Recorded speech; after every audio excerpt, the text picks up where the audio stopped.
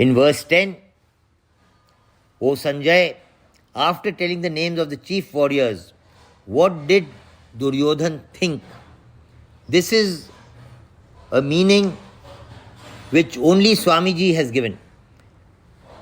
The meaning of the 10th verse is usually opposite to the way Swamiji has narrated or explained it. Swamiji says that the 10th verse is something that Duryodhan did not utter out aloud. It is something that he thought. The intuitive power, the intuitive vision that was granted to Sanjay by sage Vyas, that gave him the power not only to see what was going on, it also gave him the power to hear the thoughts of the people involved. He could see what was going on, he could hear what was going on in the minds of the people involved. So the meaning of the 10th verse, Swamiji says that Sanjay saw what was in the mind of Duryodhan. He thought, that is Duryodhan thought, that their army protected by Bhishma was easy to conquer, while that of the Pandavas guarded by Bhim was unconquerable.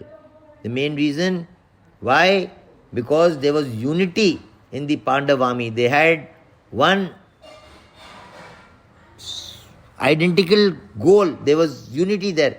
And as far as the Pandav army was concerned, they were disunited.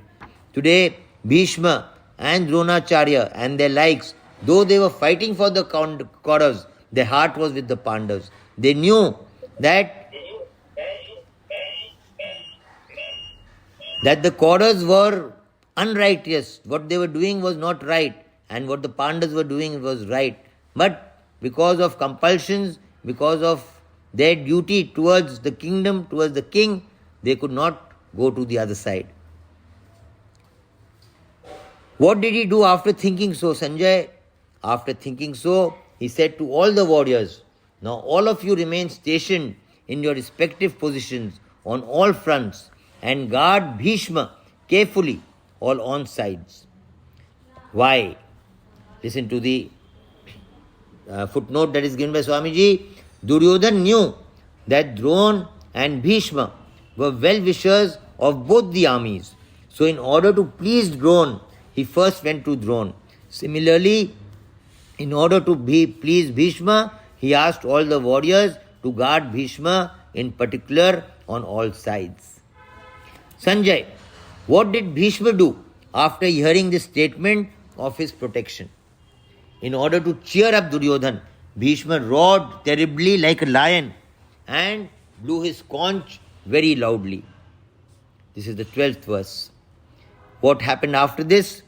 Bhishma had blown the conch to cheer up Duryodhan, but the Kaurav army took it as an indication that the war was declared. Therefore, the Kaurav's armies, conches, kettle drums, tabors, drums and trumpets, all the different instruments that they had, all of them blared forth all at once, and their voice was tumultuous, was very, very loud. What happened after that, Sanjay?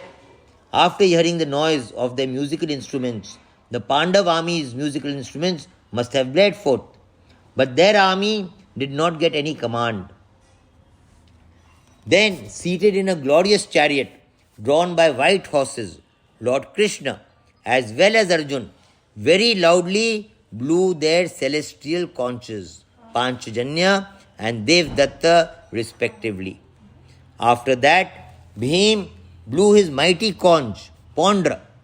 Yudhishthir blew his conch, Anant Vijay, while Nakul and Sahadev blew Sughosh and Mani Pushpak respectively. So what we see in the Kaurav army is that all the musical instruments blared forth, and the noise created is very, very high, very, very loud. But as far as the Pandav army is concerned, starting with Lord Krishna, Arjun, Bhim, Yudhishthir, Nakul and Sahadev, they all blow their conches. After that, who blew the conches, Sanjay? O king, the king of Kashi, the excellent archer Shikhandi, the great warrior, chariot warrior Drishtadyumna, Virat, invincible Satyaki, King Drupad, the 5 sons of Draupadi, and the mighty armed Abhimanyu, son of Subhadra. All these great chariot warriors blew their conches.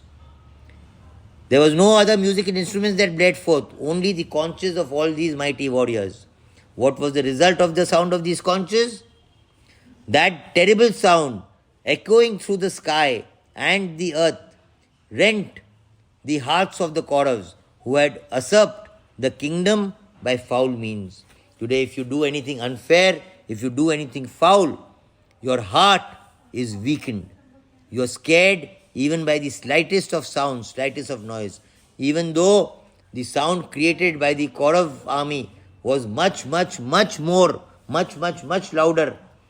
The word used here by Swamiji is this thing, is tumultuous. It had no effect on the warriors of the Pandav army. But the Pandav army's sound was just the conches blowing. That sound affected the hearts of the Kaurav army. What did the Pandavas do after the conches were blown from both the sides? O king, after the conches were blown, at the time of the beginning of the war, seeing your relatives, that is Kauravas, arrayed against him, Arjun, whose ensign badge is Hanuman, Lord Hanuman was sitting on the flag on top of Arjun's chariot, took up his bow and spoke the following words to eminent Lord Krishna. O Achyut, like we read before also, is he who does not deviate from his divine nature, that is Krishna. Place my chariot between the two armies. Why, Arjun? Because I want to behold these warriors drawn for battle, with whom I have to engage myself in this fight, and who are the well-wishers of Duryodhan. We've reached verse 22 to 23 of the first chapter. Hearing the words of Arjun, what did Lord Krishna do? Narayana Narayana